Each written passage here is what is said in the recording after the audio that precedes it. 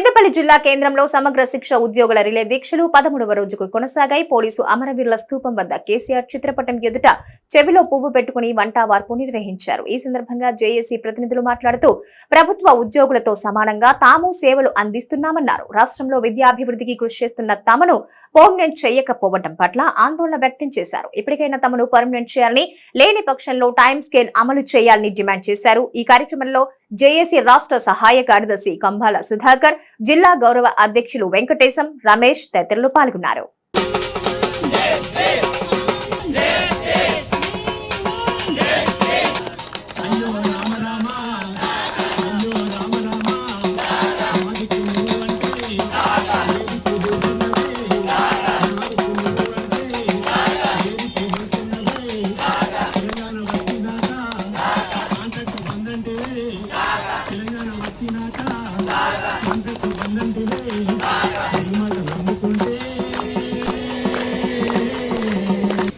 రోజుల నుంచి మా రిలే నిరాహార దీక్షల వల్ల విద్యా వ్యవస్థలో చాలా పనులు కుంటపడిపోయి మధ్యాహ్న భోజనం కాడ నుంచి మొదలుకొని అన్ని బిల్లులు పెండింగ్ ఉండి కార్మికులందరూ కూడా బయట రోడ్ల మీద పడడం వల్ల చాలా ఇబ్బందులు జరుగుతున్నాయి. ముఖ్యమంత్రి గారిని మేము వేడుకునేది మా సమగ్ర శిక్ష ఉద్యోగుల తరపున వెంటనే కరుణించేసి మమ్మల్ని రెగ్యులరైజేషన్ చేయాలి.